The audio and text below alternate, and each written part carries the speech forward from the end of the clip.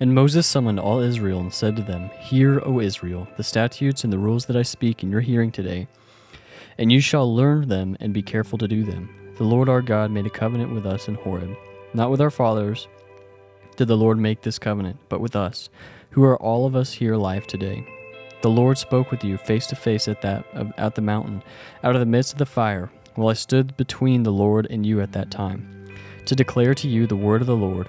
For you were afraid because of the fire, and you did not go up into the mountain. He said, I am the Lord your God, who brought you out of the land of Egypt, out of the house of slavery. You shall have no other gods before me. You shall not make for yourself a carved image or any likeness of anything that is in the heaven above, or that is on the earth beneath, or that is in the water under the earth. You shall not bow down to them or serve them, for I, the Lord your God, am a jealous God, visiting the iniquity of the fathers on the children to the third and fourth generation of those who hate me, but showing steadfast love to thousands of those who love me and keep my commandments. You shall not take the name of the Lord your God in vain, for the Lord will not hold him guiltless who takes his name in vain.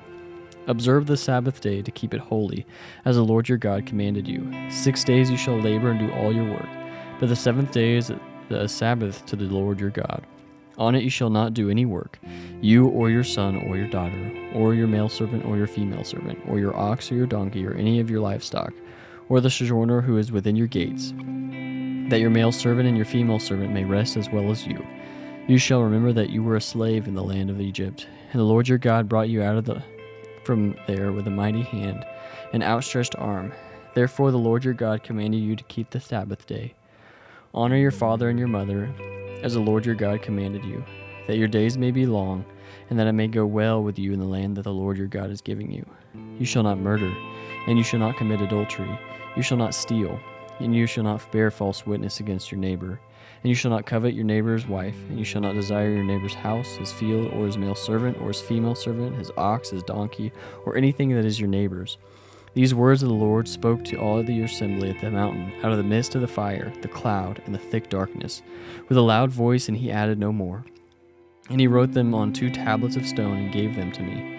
And as soon as you heard the voice out of the midst of the darkness, while the mountain was burning with fire, you came near to me, all the heads of your tribes and your elders, and you said, Behold, the Lord our God has shown us his glory and greatness, and we have heard his voice out of the midst of the fire. This day we have seen God speak with man, and man still live. Now therefore, why should we die? For this great fire will consume us. If we hear the voice of the Lord our God any more, we shall die. For who is there of all flesh that has heard the voice of the living God speaking out of the midst of the fire as we have, and has still lived?